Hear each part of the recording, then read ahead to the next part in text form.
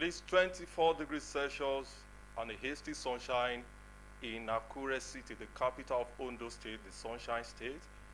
With delight, I welcome you to today's edition of AM Today. Apologies for starting behind schedule.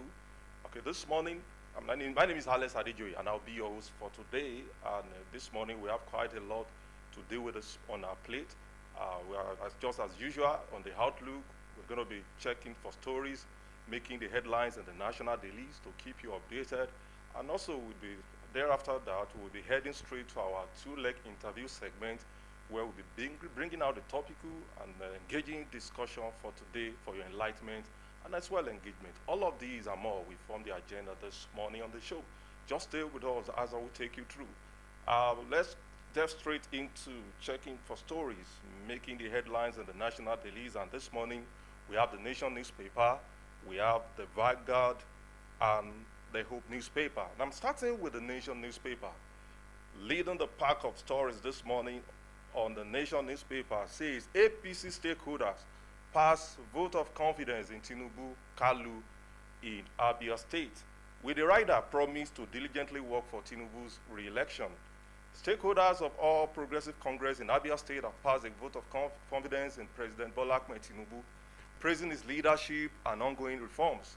The decision was taken on Sunday during a meeting at the party's secretariat in Humaya, where confidence votes were also extended to key party leaders, including the Deputy Speaker of the House of Representatives, Honorable Benjamin Okeze Kalu, Senator Oji Uzo Kalu of Abia North, Honorable Chris Nwato of Ukwa East, West Federal Constituency, and Honorable Emmanuel Ndibusi of Bende South in the State Assembly.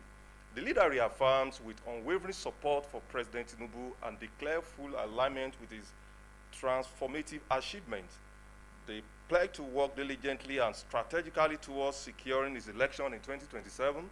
They also urge party members to maintain unity, cohesion, and shared sense of purpose in all party activities, emphasizing that Abia APC remain a united and a formidable political family under the leadership of the state chairmanship, Dr. Kingsley Ononubu.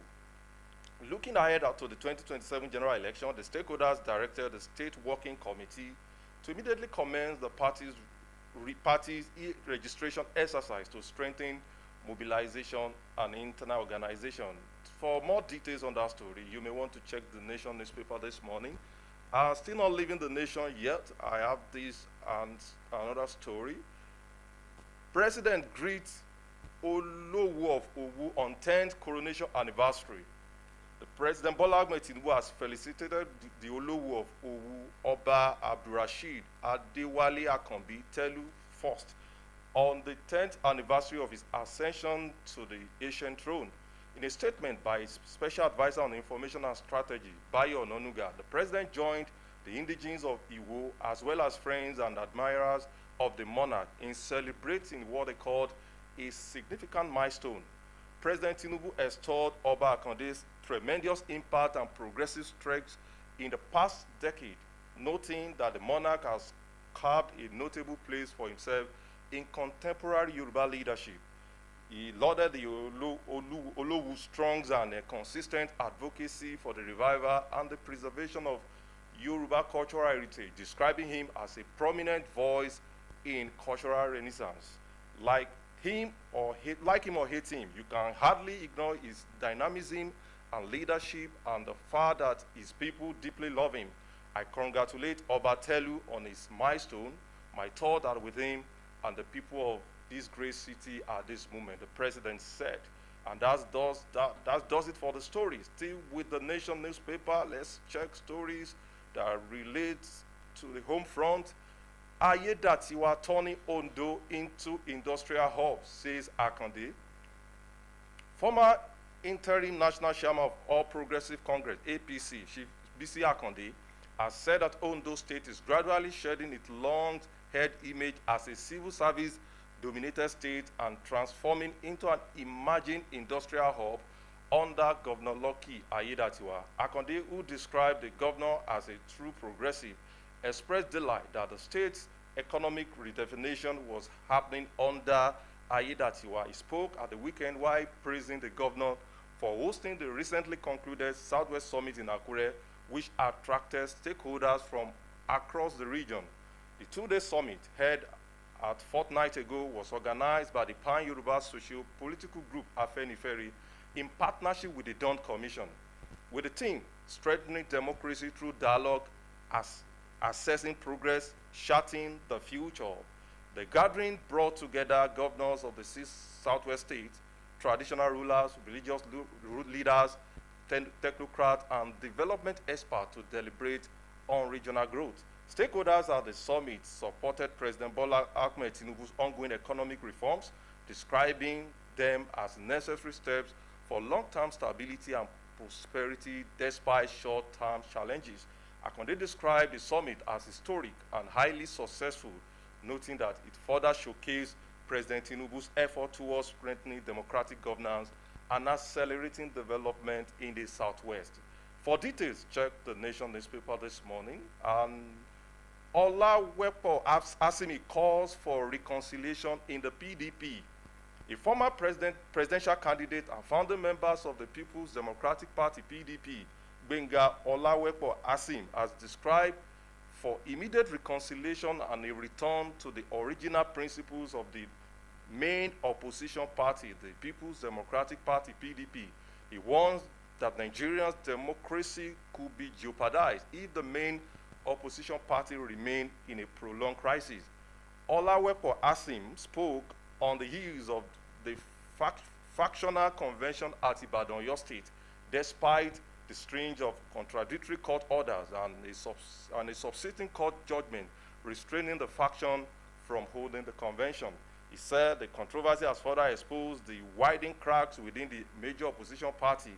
Olawepo Asim reminded Nigerians of the party's historic origins in 27 years ago, describing the founding of the PDP as one of the most remarkable demonstrations of political maturity in the country's history. He noted that the party's formation brought together over 13 political associations, each robust enough to stand independently but united through dialogue, broad consultation, and a deep spirit of inclusion.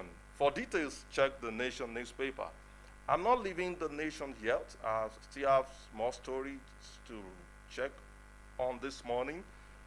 Minister, we will always back local oil gas firms. Minister of State for Petroleum Resources, Henikin Lokbibiri, has renewed commitment to unlocking the wider financial and institutional support for indigenous oil and gas service companies. He cited success of Tamoros Unite Limited and Nigerian Content Intervention Fund as a strong demonstration of what structured and accessible support can achieve. Speaking at the stakeholders event at Nigerian Content Development and a Monitoring Board in Yenegua, the minister lauded Tamoros for its financial discipline and operational growth following full repayment of the $10 million NCI fund facilities. He said the firm's progress underscores the importance of expanding support mechanism to enable more Nigerian-owned companies scale capacity and deepen participation in the offshore and marine logistics sector. He said over 70 companies have accessed the NCI fund, yet only 21 have fully repaid the loans. And the Tamaros in one of them, the achievement reflect the purpose for which the fund was created and strengthen local capacity and empower Nigerian service company to compete at the home and across Africa. For more details, check the Nation this morning. Still with the Nation, you have this story. Maybe we should just take it as the story from the Nation newspaper. Why Anoma State is best option for Igbo Nation group. With the rider, why Anoma State is being strongly proposed at this time. The renewed push for Anoma State is not an emotional reaction. It is a response to decades of structural imbalance that have placed the Igbo Nation at a constitutional disadvantage. Today, the Southeast remains the holding geopolitical zone with 5 states, while all others have 6, and the Northwest have 7. This inequality affects federal allocations, political representation, and development planning. It means fewer senators, fewer House of Representative members, fewer ministers and parastatals, and ultimately fewer opportunities for our people. Annual must offer the most logical and the historical accurate remedy to its imbalance because the people of Delta North are culturally, linguistically, and ethnically Igbo. This is not in dispute. It is documented in the Weaklings Commission report of 1958. For details on that story, you may want to check the Nation newspaper. From the Nation, we move to the Guardian newspaper, and the leading story reads, 2026 budget delays spark fiscal spending concern uncertainty. With the rider, MTEF adjustment demand may push 2026 budget presentation to next year. State moves ahead of the federal government. MDA is sinking in despair as poor funding continues. With the timelines of the 2026 budget still remotely uncertain, a wave of tension is sweeping through the market, including the public sector system, heightening fears that Nigeria again is consolidating in another era of unpredictable fiscal cycles, hasting appropriation approvals and weak fiscal culture, and chaotic project delivery. 6 weeks to the beginning of another fiscal year, the executive does not seem to be in a hurry to speed up the budget processing. The Federal Executive Council, FEC, which is expected to give its approval before it's transmitted to the National Assembly, has yet to receive it. The delay may be compounded by the Senate's demand for a comprehensive performance report on the 2024 budget, 2025 capital component implementation projections, and the medium-term expenditure and fiscal strategy paper. The directive was issued in early October by the chairman of the Senate Committee on Finance, Mohammed Sani Musa, after a closed-door session with the Minister of Finance and Coordinating Minister of Economy, Wali Edu, Accountant General of the Federation, Samshuddin Ogunjimi, and the Director General of the Budget Office, Tamimu Yakubu.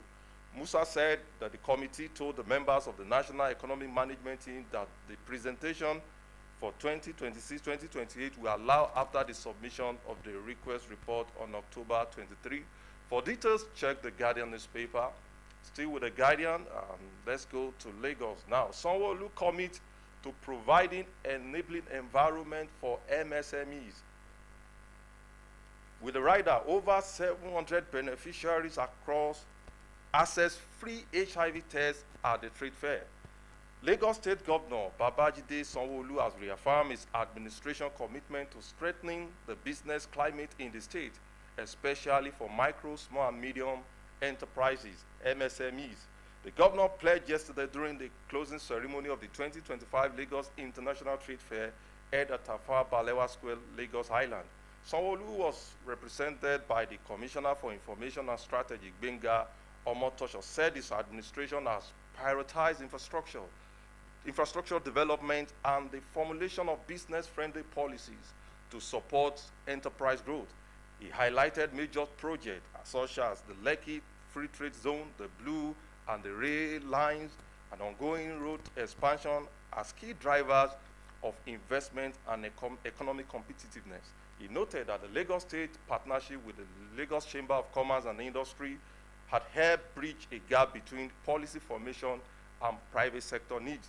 According to him, Lagos' economy has grown significantly in the last 5 years, with the GDP rising by nearly 50% and now surpassing the economies of more than 40 African countries. For details, you check the Guardian newspaper this morning. And from the Guardian, we moved to the Hope newspaper.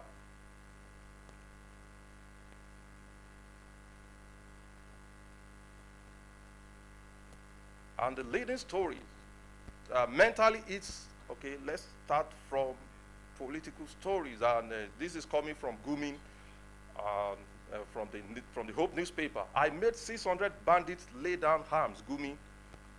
With the rider, reject call for his arrest, insist his negotiations were backed by security authorities. Popular Islamic cleric Sheikh Ahmed Gumi has criticized those calling for his arrest over his continued commentary on banditry and national security. For years, Gumi has positioned himself as intermediary between the government and bandit group, a role that has attracted both condemnation and sharp criticism from Nigerians. Some of his critics have accused him of shielding bandits and terrorists by asking the government to negotiate with them instead of resorting to full force. In a statement shared via his Facebook on Sunday, the cleric defended his dealing with the gunmen, describing his opponent as spineless, irresponsible, and unpatriotic imbecile people who preferred outrage to truth.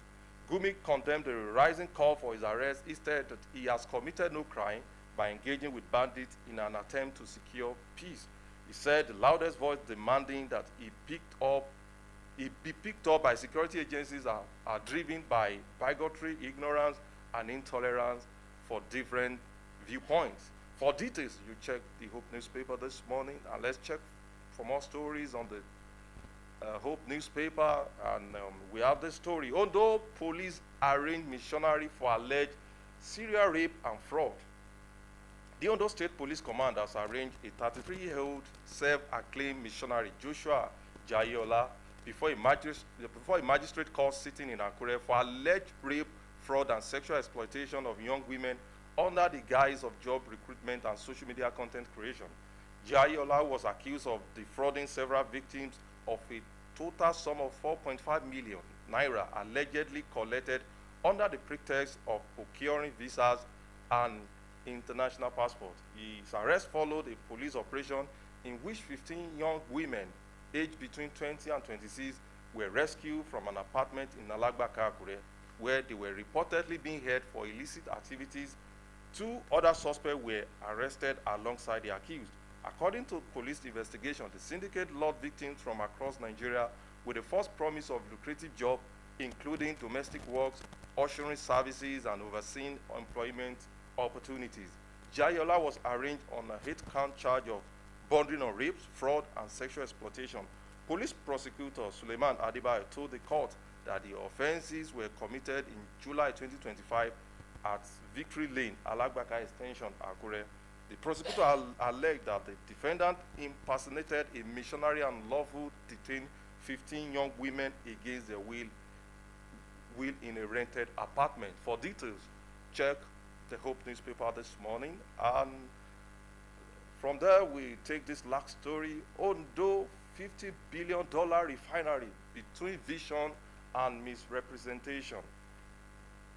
In recent days, a misleading article has been making round on social media, attempting to discredit the bold industrial vision of Ondo State government under Governor Lucky Orimiso Aiyedatiwa.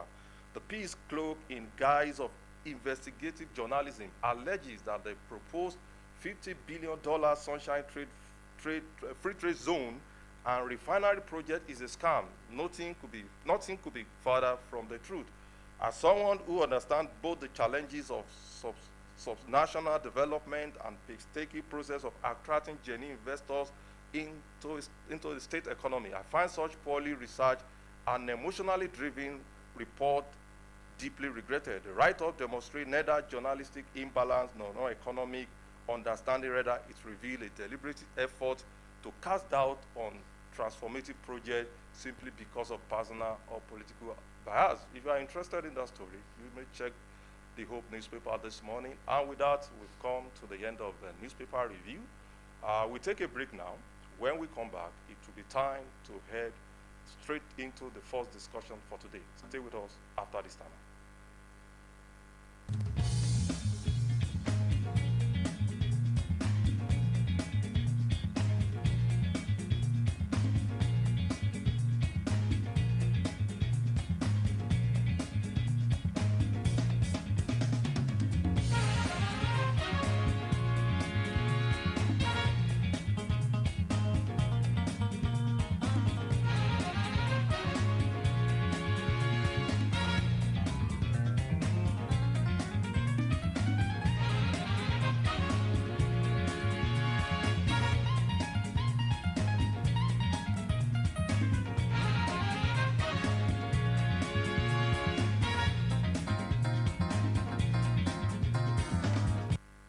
Michael Adekunle Ajashin, born November 28, 1908, was a distinguished Nigerian educator, politician, and statesman renowned for his integrity, commitment to democracy, and transformative impact on education in Nigeria. Born in Owo, present-day Ondo State, Ajashi began his education at St. Andrew's College, Oyo, from 1924 to 1927, where he trained as a teacher. He furthered his studies at Fowler Bay College in Sierra Leone, earning a Bachelor of Arts degree in English, Modern History, and Economics in 1946.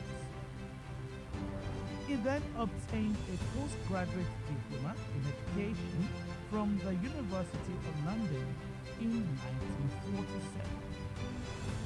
Ajashin's career in education commenced with his appointment as principal of Imadi College in Owo in 1947. He was instrumental in staff development, encouraging teachers to pursue further training at institutions like University College Ibadan. In 1963, he founded our high school, serving as the first principal until his retirement in 1975. Ajashin's political journey began in the 1950s as a founding member and national vice president of the Action Group, advocating for policies such as free education, universal health care, and Nigeria's immediate independence. He served as a federal legislator from 1954 to 1966.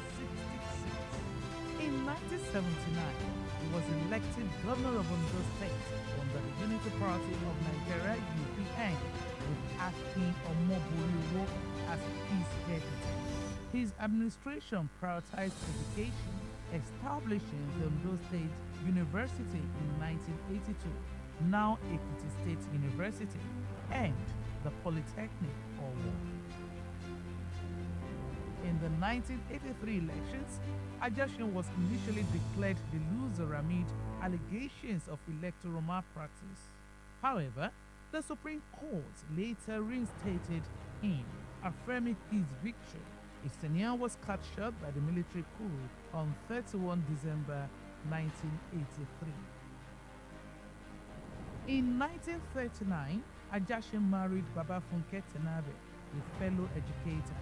They had 4 children, including Olajumoke Anifowoshi, who later served as Attorney General and Commissioner for Justice in Ondo State. Ajashin's commitment to democracy was evident in the 1990s when he became a leading figure in the National Democratic Coalition, NADECO, advocating for the restoration of democracy and the recognition of MKO Abiola's electoral mandate. His activism led to his arrest in 1995 under General Sani Abacha's regime. In recognition of his contributions, Ondo State University was renamed Adekunle Ajashin University in 2000. His governance style, marked by simplicity and incorruptibility, remains a benchmark in Nigerian politics, as he once stated. And I quote, "I came into office in October 1979 with a set of my own rich native dresses and left office in December 1983 with the same set of dresses. No addition, no subtraction." His legacies continue to linger in memories, generation after generation.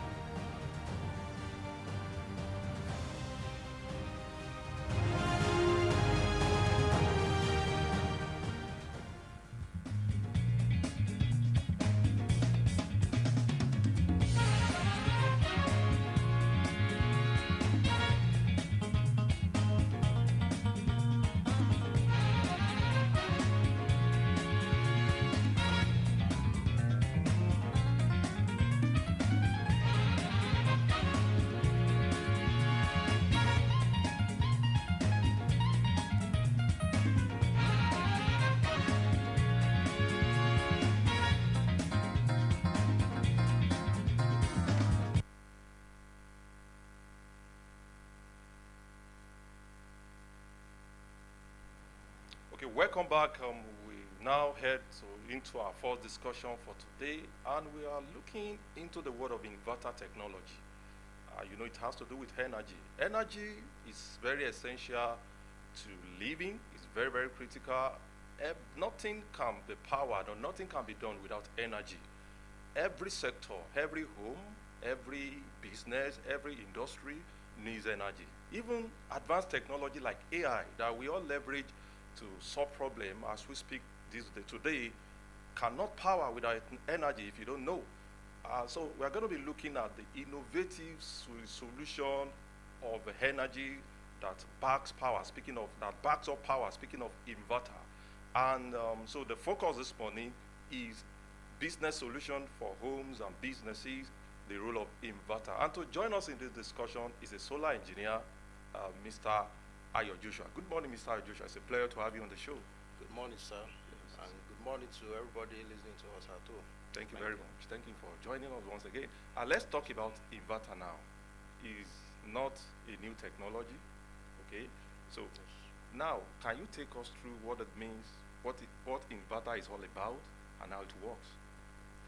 Okay, thank you, sir.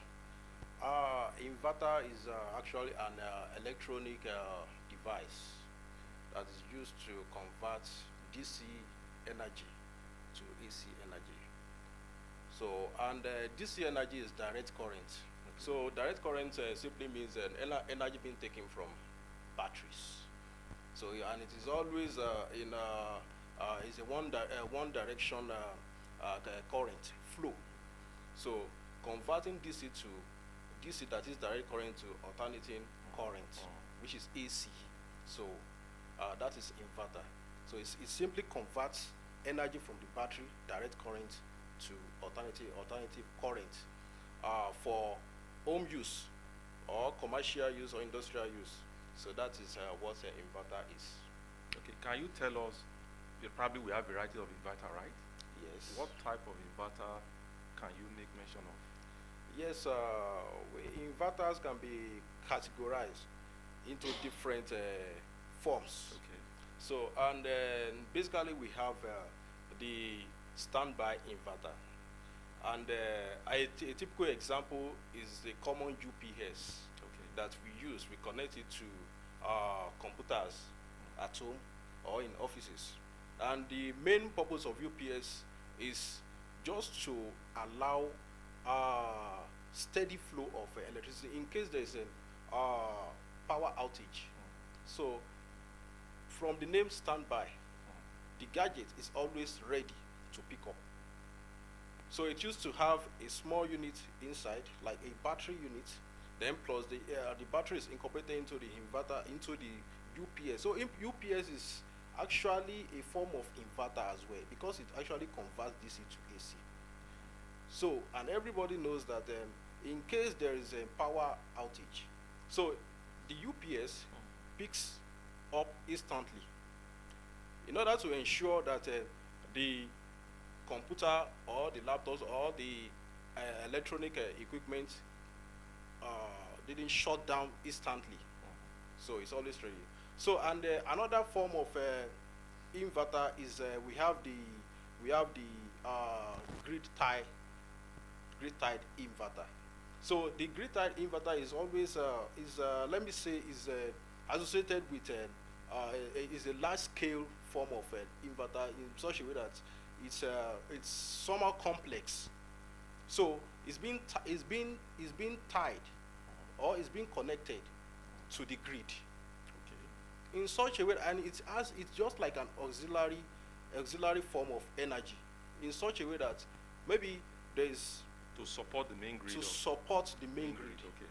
Yes. In such a maybe there is low voltage from the main grid, or voltage drop or disturbance or any form of, so the inverter quickly supplies light and help. It used to help the main grid. So that's the function of the grid tie in form of inverter. So, and we also have the third part is the hybrid inverter. Okay. So for the hybrid inverter, it has a lot of advantages in case that it's used to pick its sources of energy from different forms. It could pick from the solar panels, then pick from the grid, yes, and pick from the battery. So it picks from the solar panels. When the energy coming from the solar panels enters into the hybrid, it does not just enter, it enters through an incorporated device that is called MPPT. And that MPPT is a maximum power point tracking. So it allows the inverter itself to harvest enough energy, especially where we have a large amount of, like in Nigeria now, in Nigeria for instance, like we have good sunshine. Okay, so, okay. Solar energy. Solar energy. So when we have excess, so the MPPT incorporated inside that inverter gives the system as a whole to harvest enough energy. And in case if we have excess energy from the sunshine, instead of the energy to just be wasting, it will convert it, charge the batteries, and then as well convert the energy, because the energy coming from the solar panel is always DC. So it's charging the battery, and at the same time the inverter is inverting it and converting it to AC and supplying it to wherever they are distributing the energy to. So those are we have further, but those are the three basic forms. Okay, thank you for that. You made mention of solar energy the other time. Now, how do we now explain the role of solar integration and as well battery storage in today's inverters technology? Yes, thank you very much, sir. Let me say basically, solar inverter system is it comprises of three basic items. Number one, the solar panels.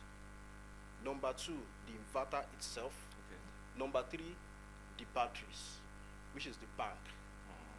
Yes, and then we used to know that they used to work hand in hand. Without though, but inverter and battery can work very well effectively, but in a situation whereby we have unstable electricity, because definitely when you use up the energy, you consume the energy in the battery, what's going to recharge it back? If the inverter is a kind of inverter that cannot charge the battery back itself. That is why the solar panel is very, very important. And we know that it's a renewable energy. So it is very, very important and essential. Solar system these days is very, very, in fact, when you want to do business, it's very, very important. When you want to do any other thing, and most things these days requires energy. Without energy, we cannot really do anything. So it is very, very essential and important for, no matter how, depending on the size of the component. Somebody that is powering freezer is different from somebody that's just using a TV, because freezer drains more energy than the. So whosoever that is using inverter to power freezer needs more bank. Needs, that is, I mean the battery. The battery, okay. Yes. Then needs probably more solar panels compared to somebody that is just powering TV or radio. Okay, now let me ask this question. Is it advisable to come up off-grid, for instance the national grid, and solely depend on inverter storage system? Is it advisable for businesses and homes? Yes, it depends on how such individual invest. Okay. Yes, there are some people that they don't really depend on the grid. Okay. Because they've always been having it at the back of their minds that there may be power outage, interrupted power supply interruption at any time. Okay. So if such individual is capable of putting in funds, like investing in solar system, you can really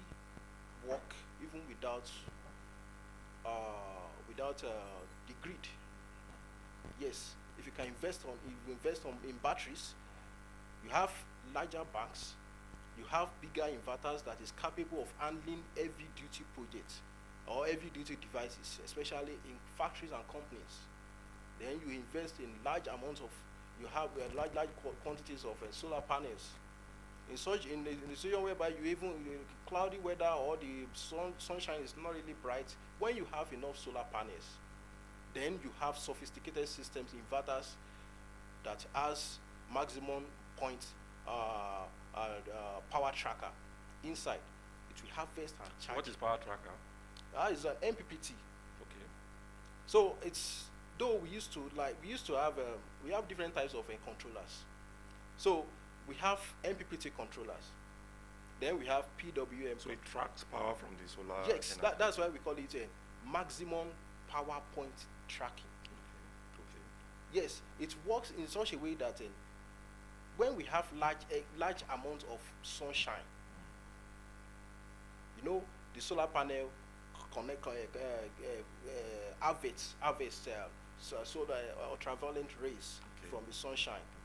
Then taking it from there, convert it in form of DC, then it's going to enter into the controller first. And MPPT controllers always have like almost 98% efficiency, in such a way that no energy is wasted.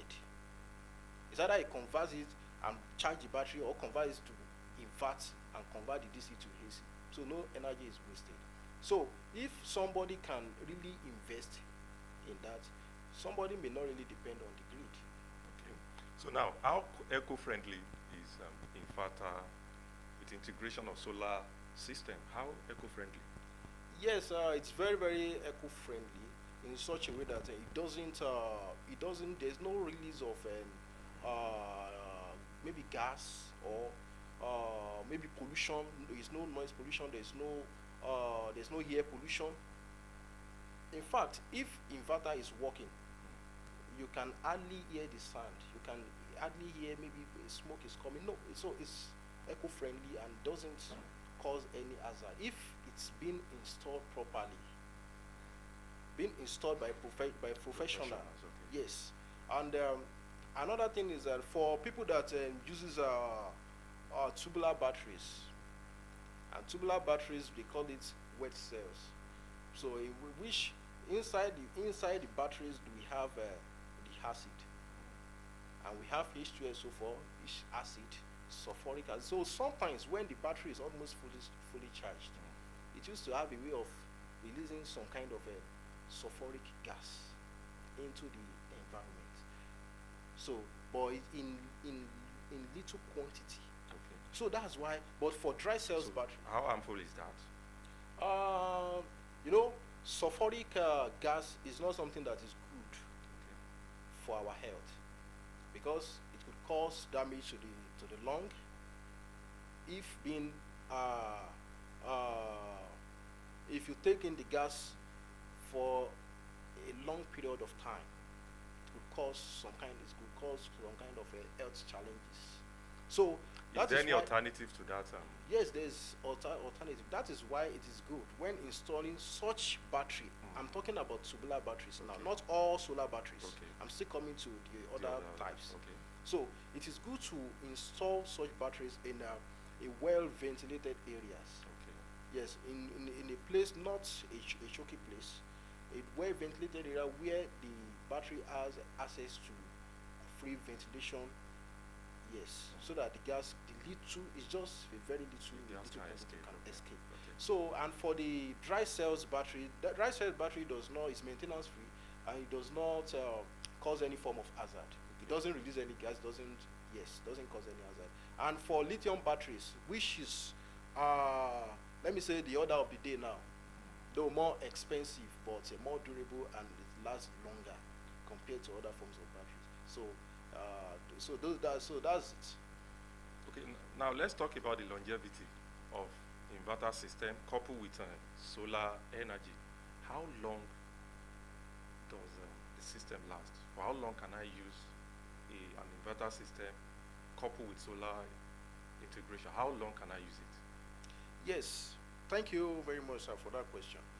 Uh, you know, I said something the other time that it can be divided. Solar system generally can be divided into three different parts. We have the solar panels. We have the inverter itself. Okay. We have the battery itself. Now, we used to know that they have different warranties. They have different lifespans. So let me start from the solar panels. The solar panels, let me is one aspect of solar systems that used to last longer, as many of them could use up to 20-25 years. Really? Yes, Okay. provided somebody goes for the quality ones. There is one that they call Tokumbo panels, that is used panels. So when you say used panels, it means that some people have used it before, maybe for maybe 4 years or 5 years, and now they take it down to developing countries, and because it's cheaper, so people used to go for it, and then forgetting that the lifespan has reduced. So, and then for the inverter, when they say don't overload the inverter, if you want the inverter to last very long, we don't overload it. Then we put on necessary precautions, safety precautions. So if an inverter is 1000 watts, don't put a load of 1200 watts on it. Okay. Yes. So and for the batteries, you we don't we don't advise people to. There's something that we call DOD in inverter. That is depth of discharge. So if the battery is fully charged on 100%, then you must not go below 50%.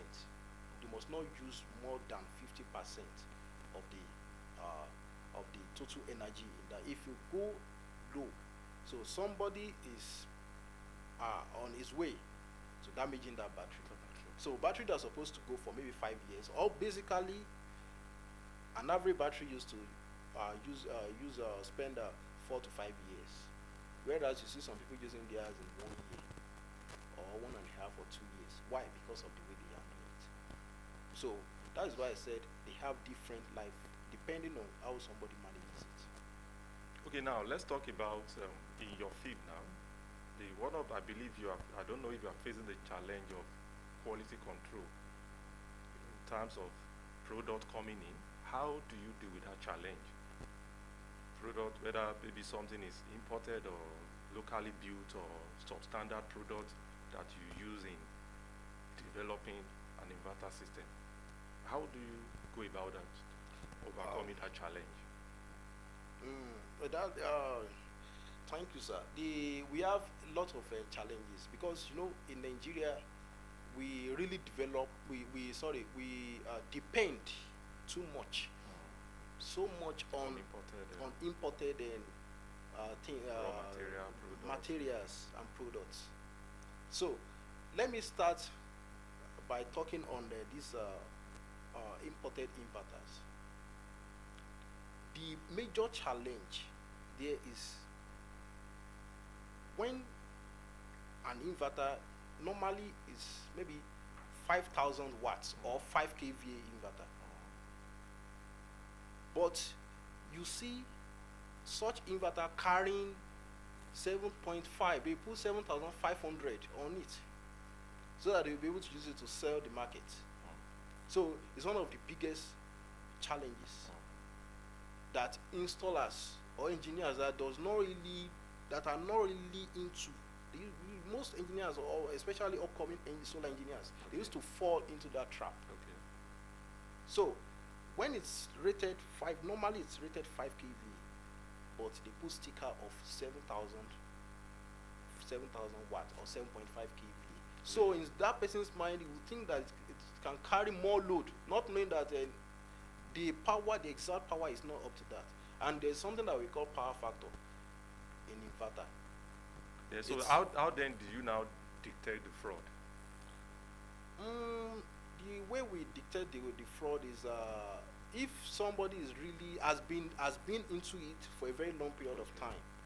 So it's not advisable for users to go into the market, and so It's- they have to consult experts like you in getting the materials for the installation. Yes, that's why it's good to always consult somebody Sure. that's in the field or a professional. Okay. So that person will be able to know whether this is right or this is Alright, wrong. okay. So the same thing applicable to solar panels as well. Solar panel is rated 200 watts normally, but they put 300 watts there. So, and same thing with batteries as well.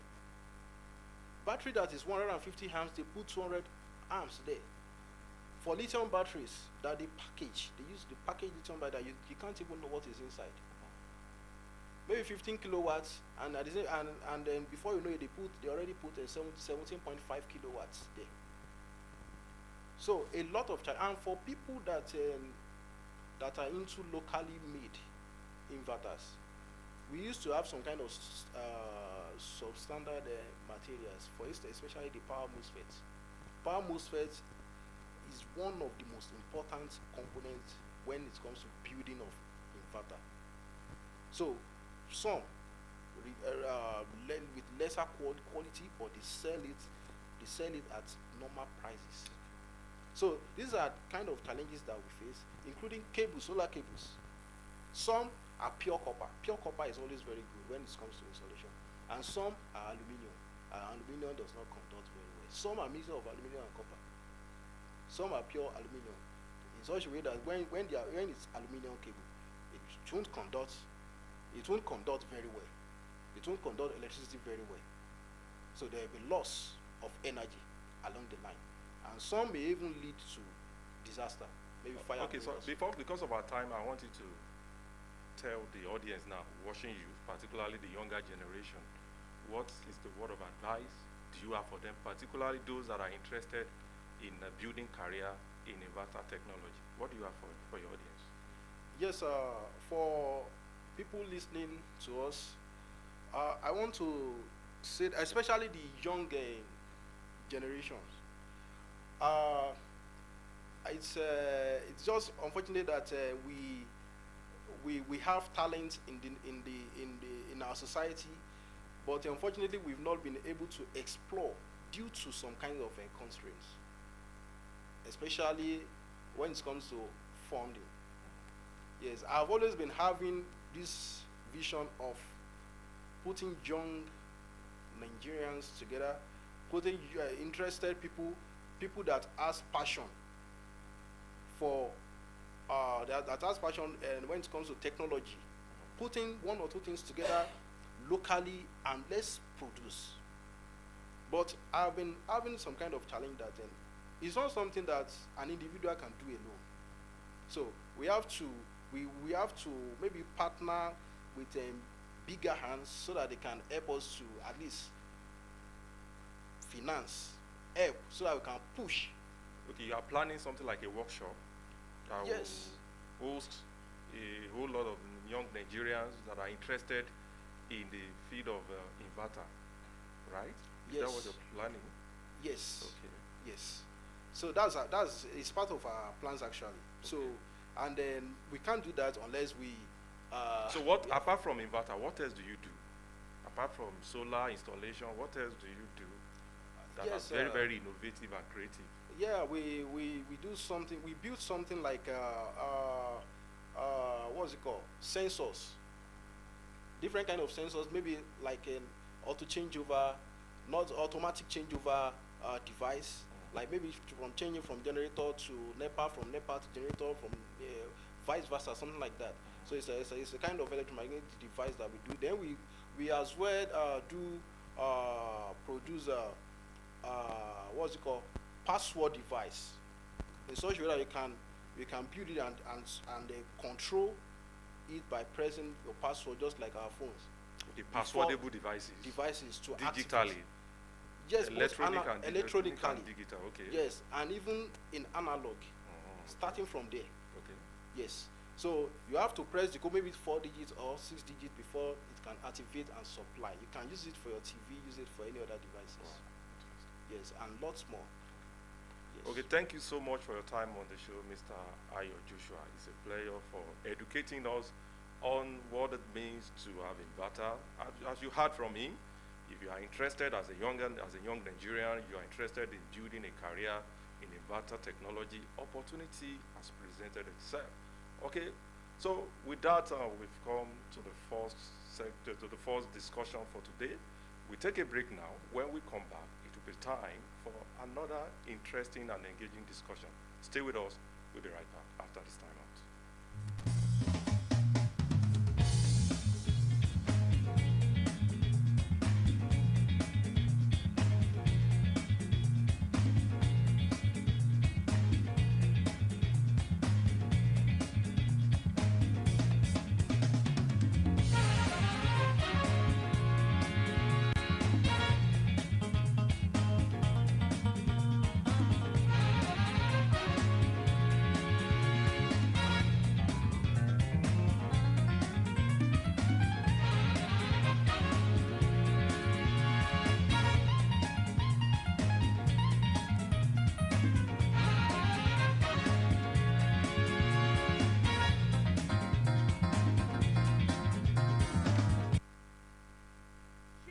Michael Adekunle Ajashin, born November 28, 1908, was a distinguished Nigerian educator, politician, and statesman renowned for his integrity, commitment to democracy, and transformative impact on education in Nigeria.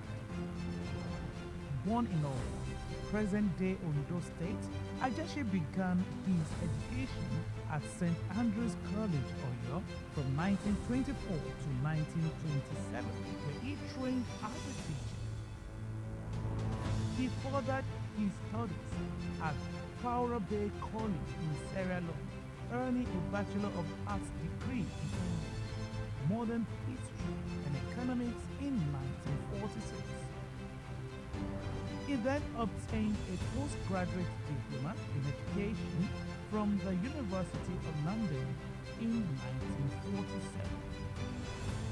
Ajashin's career in education commenced with his appointment as principal of Imadi College in Owo in 1947. He was instrumental in staff development, encouraging teachers to pursue further training at institutions like University College Ibadan.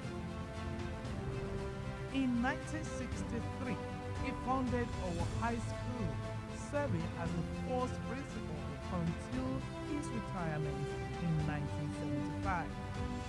Ajashin's political journey began in the 1950s as a founding member and national vice president of the Action Group, advocating for policies such as free education, universal health care, and Nigeria's immediate independence. He served as a federal legislator from 1954 to 1966. In 1979, he was elected governor of Ondo State under the Unity Party of Nigeria (UPN), with Akin Omoboriwo as his deputy. His administration prioritized education, establishing the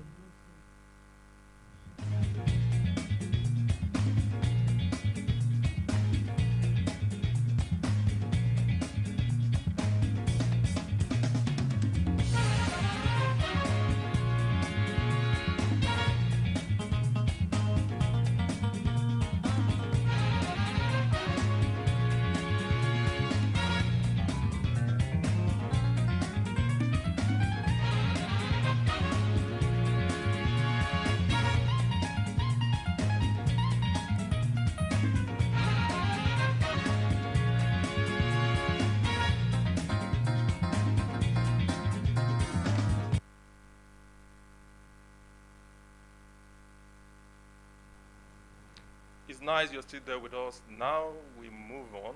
We shift our focus from inverter technology to something more interesting now that has to do with the home front, and we are looking at improving water management and public sanitization for a cleaner Ondo State. So we're going to be discussing the effort of government in expanding portable water through the installation of solar power boreholes.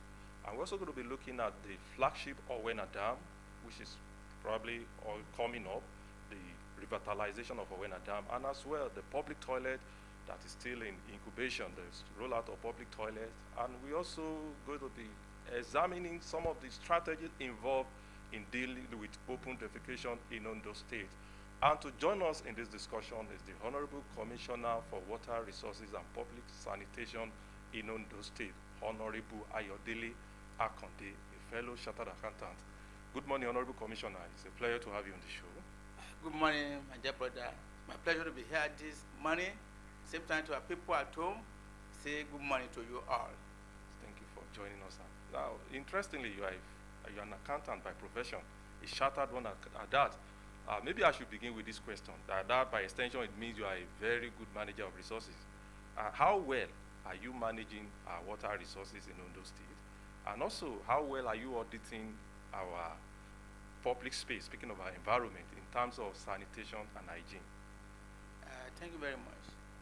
By the grace of God, I trained as a professional accountant for the past 30 years.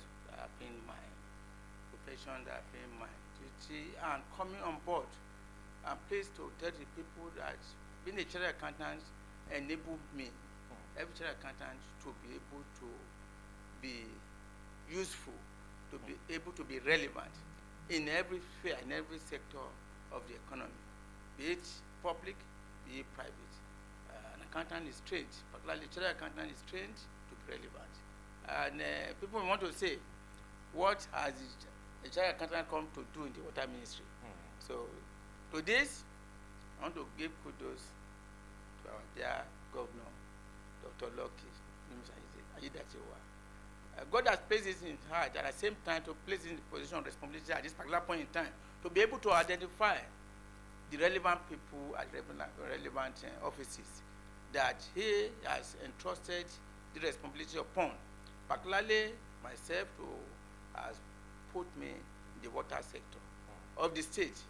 And I'm glad to inform viewers this morning that we are here in the water sector with the few minutes that I'll be talking to come and inform, enlighten, educate, and let the people of Ondo State know what Dr.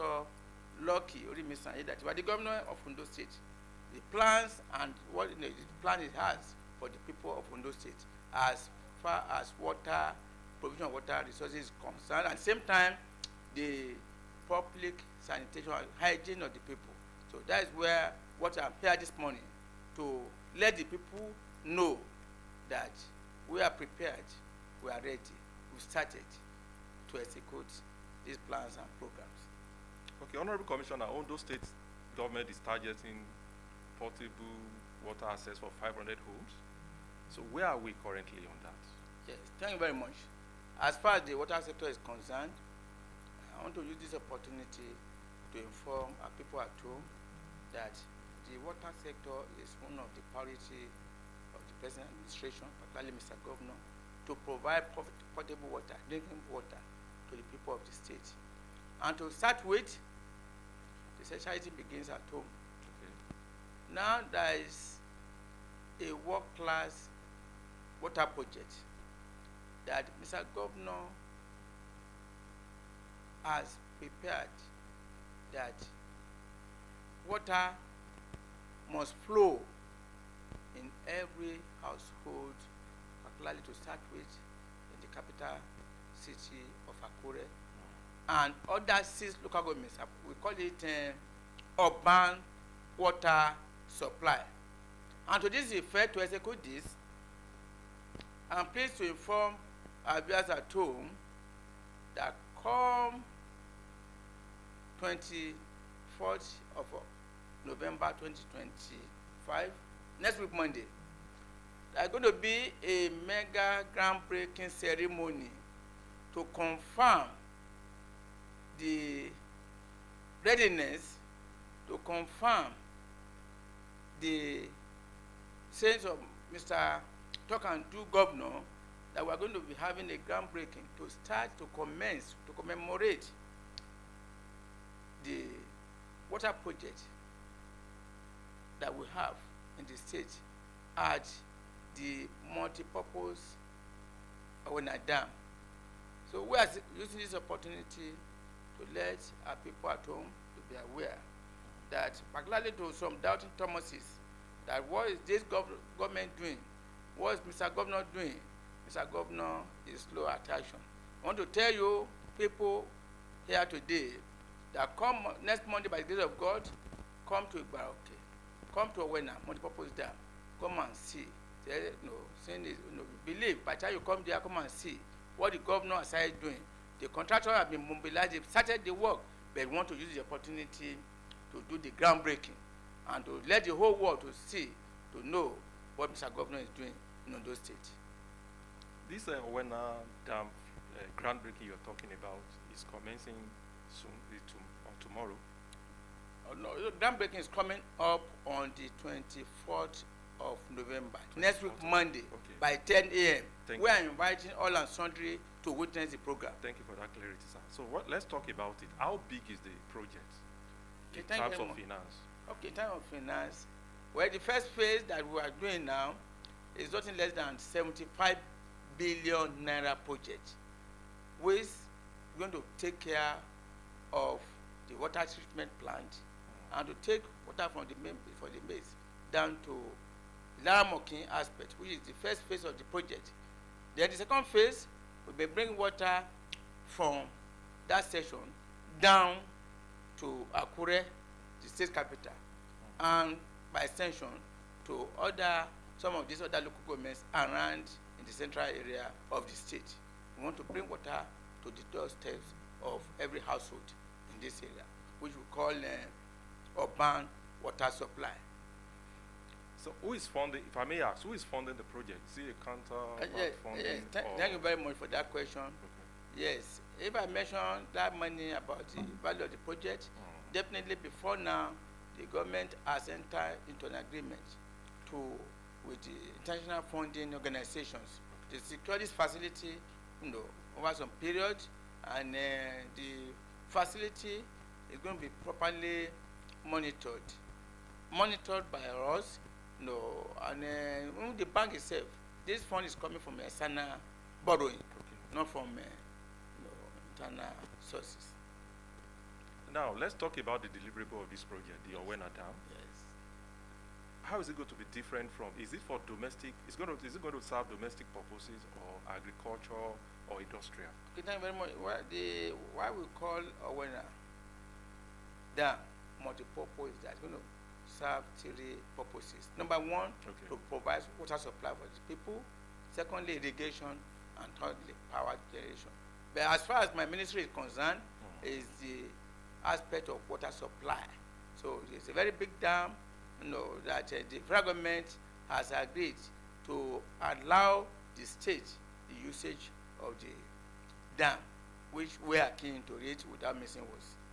Okay, sir. Now let's go back to the portable installation of the solar power borehole. Like we said, where are we exactly on that? Okay. Because the state government is targeting 500 homes. That's quite a lot.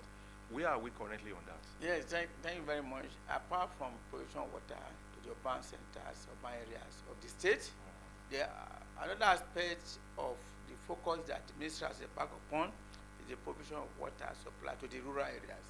And there is this agency, one of the agencies of ours, called rural water supply.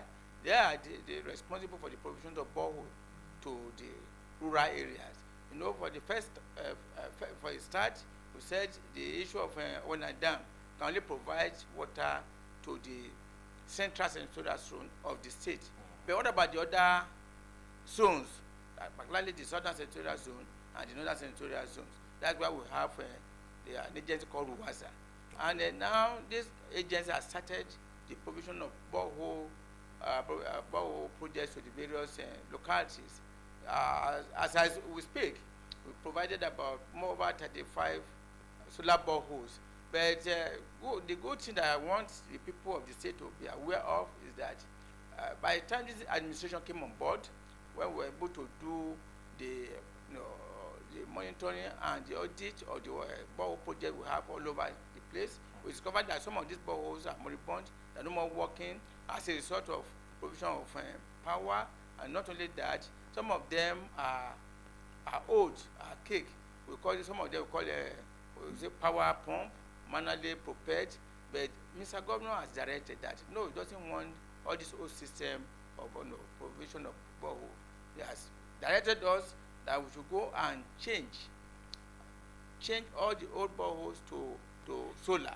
Not only that, the new one that we are doing now, they are modern boreholes, because that's why we call them solarized borehole project. And that's what the other agency have been doing. As we speak, as I've said earlier on, we provided more than 35 boreholes up to date. And so many approvals have been given, which the work is ongoing on the provisions of borehole project to each community. First and foremost, we're trying to strategically identify some of these communities across the various senatorial zones, local government by local government, which they are still going. And we're using this opportunity to let the people at home to be aware. Though we've started, but you know that you cannot go around at the same time. And within the same year, we still have a long time to go. So we started, and we are still ongoing in the provisions of solarized borehole to our people at home and to various communities as time permits. That's quite laudable on the part of the Ondo State government. But one thing is to have that kind of infrastructure in place. Another thing is maintenance, the maintenance culture. Yes. So what's your ministry doing now, in terms of putting measure to ensure that the project is, the solar powered borehole is well managed and also stand the test of time? Yes, thank you very much. One of the very critical measures that we put in place is that by the time we identify a community that want to provide this facility, there is a section in the department that we, first of all, we call community mobilization. Okay. First and foremost, to send them forth to go and sensitize the community about this provision of the facility. And apart from that, we go for implementation, and thereafter, we're always able to identify a community leader or a responsible official of that locality.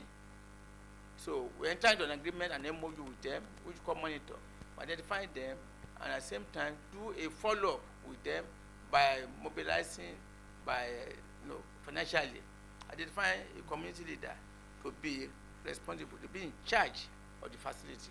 Because it is one thing for the government to provide the facility, it's another thing for the community to be able to take ownership of the facility.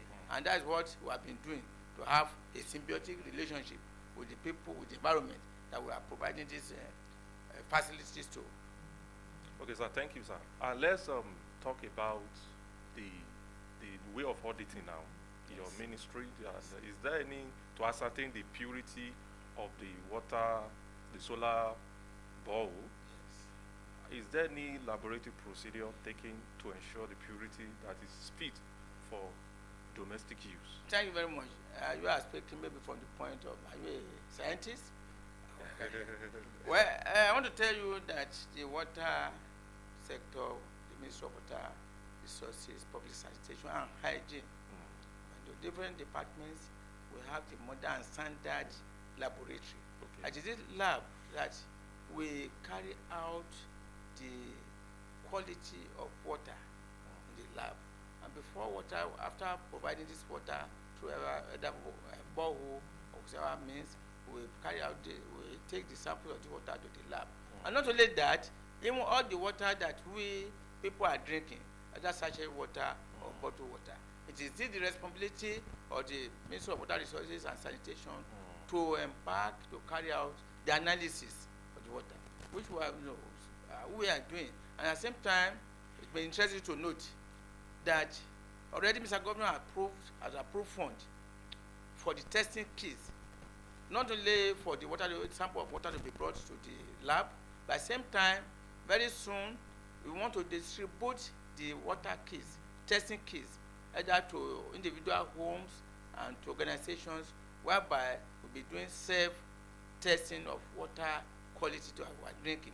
At the same time, I want to let the people at home be aware that some of these diseases that our people maybe they are affecting our people, some of them are waterborne diseases, some of them from the water intake.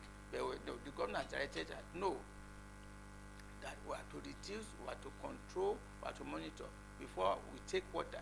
People at home must take safe water, drinkable water, potable water, bringing people to a safe haven as far as water consumption is concerned in the state. Okay, so now let's talk about the water agencies under your ministry. We have Water Corporation and we have RUWASA. Yes. How are they working together? Are they working independently or working interdependently to enhance the smooth delivery of potable water? Thank you very much. When I came to the ministry early this year, though the name of the ministry of Water Resources, Public Sanitation and Hygiene, but on our own, we call it water sector. We are one. We work together, and at the same time, apart from working together, we have division of labor. So there is we don't have any acrimony, we don't have trying to, whatever we can say, trying to encourage to each other. Well, Water Corporation, they are in charge of provision of water through dams, through provision of water to urban centers, urban areas. Whereas RUWASA is the provision of water through boreholes to the rural areas. And the ministry, the main ministry, oversee the activities of both agencies and at the same time carry out the work of public sanitation and hygiene. So there is no duplication of duties? No, there is no duplication of duty, but we work together as a team, water sector. Okay, so let's go to sanitation now. The Ondo State government is planning to roll out 1,000 public toilets. That's a lot. Yes. Where are we on that? Is it ongoing or still in incubation? Definitely, yes. Thank you very much. At the same time, the people of those states, let me seize the opportunity to equally let the people at home know that they said cleanliness is godliness. The meaning of that is that our environment must be clean, particularly personal wastages that we are discharging. And that's part of the duty, our duty, public sanitation. And Mr. Governor has graciously approved provision of public toilets in public institutions, in public places, which we have started. And at the same time, we started in some communities, some schools. Okay. We have Bokoda Grammar School, community school, and particularly the riverine area, which by the time some of us that are from that area that have been opportunity of going to the riverine areas, public defecation. The water they are drinking, the water they are making use, they just go there and do this thing there. But Mr. Governor said no, we'll not be doing that. That's to stop. And there is this modern toilet that will just going by public demand and international standard. We call it aqua privy toilet. Okay. Once again, aqua water privy toilet. Okay. Internationally approved, which Mr. Governor has approved some of the toilets to be provided in the riverine area. We started some of these things, and at the same time, the public toilet too in Laje, in Akure, in the Northern Central Zone, we've commenced, but we've commenced the provision of public toilets in public places, and these toilets are modern toilets that we're going to provide water solarized borehole there. Apart from not only that, even change the room, particularly for our women, for our ladies, that will be able to, after going to the toilet, maybe during their monthly period, they provide a changing room for them to be able to change, and at the same time keep the environment clean. Not only that, even the disposal of the waste, called incinerator. The modern toilets too, have the provision of incinerator, so that to discharge, the waste that comes as a result of. So that I don't end up in pollution. Pollution of the environment. So these are some of the things science doing, and at the same time, the next thing that we follow is public enlightenment, which we are using this opportunity, particularly your organization, media organization, you call it, assist the government to propagate this information, and the relevant agencies that we started collaborating with them to let the people at home know that the end to public defecation has come, and government is ready to do the follow-up to make sure that we cooperate with the citizens in number one, the provision of public toilets, and same time for the people of the of the state to know that it's not good to just go sideways to go and pollute the environment through defecation. So the end to open defecation has commenced in Ondo State. Okay, thank you, Honorable Commissioner, for your time on the show. We really appreciate you for that inciting and very explicit discussion with you Very on much. public sanitation and management of our water resources. Thank you. Definitely, Ondo State is on that part of providing quality water for the people of Ondo State government, so to say. With that, we've come to the end of the show this morning. You will agree with me that it has been a very interesting journey so far. We've talked about the opportunities attached that you can derive from the world of inverter for homes, for business, even for industry. And we also talked about the activities of Ondo State government, ensuring that the people of Ondo State have access to potable and clean water, and as well making sure that our environment is well clean for safer life and proper hygiene. Thank you so much for joining us, and we return next week for another exciting edition. Alex Adejo is my name, and do well to follow us on all our social media platforms to get the conversation going. It doesn't stop here. The conversation continues on all our social media Groundbreaking platform. next week. Okay, don't forget the groundbreaking of the Inviting- flagship yes. Owena Dam Yes, is we're precisely inviting also Monday on next Sunday week. to- All are sundry, you are all invited. The Yeah, Ministry of Water Resources and Public Sanitation is inviting you to join in the groundbreaking. It promises to be a very interesting. Who are the guests coming? Yes, for the thank you groundbreaking? very much. We are inviting the people of Ondo State, particularly the environs, Akure, the Akure local group, Akure North and South, Igbara, okay. We are inviting every citizen. We know the ministers are coming. Minister of Water Resources, Minister of Finance, some of the governors are coming. Some of the international donors are coming. Apart from the ESCO members, the citizens of Ondo State, we are invited. Particularly, some of the people are told that I said, what is the government doing? Come and see. We are inviting you next week Monday by the grace of God. Come and see mega breaking of this project to let you know that Mr. Governor is for you as promised, and Mr. Promise Keeping. He has promised that he will do this, he will do that, and one of the fulfillment of campaign promises of Dr. Lucky Odimisa Ayedatiwa is for him to provide public water, safe water to the people of Ondo State. And that is one of those things we want to do next week Monday by the grace of God. So you are welcome, gentlemen, you are welcome, you are women, you are welcome, our good citizens of Ondo State, to come and witness this mother groundbreaking event at Igbara next week. Thank you very much. Thank you, Honorable Commissioner, for your time on the show. We really appreciate you. Like I said, it's next week Monday for the flagship the groundbreaking of Owena Dam. It promises to be very interesting. Just make sure you are there. Mr. Governor is actually a performer. He's coupling word with action with ease.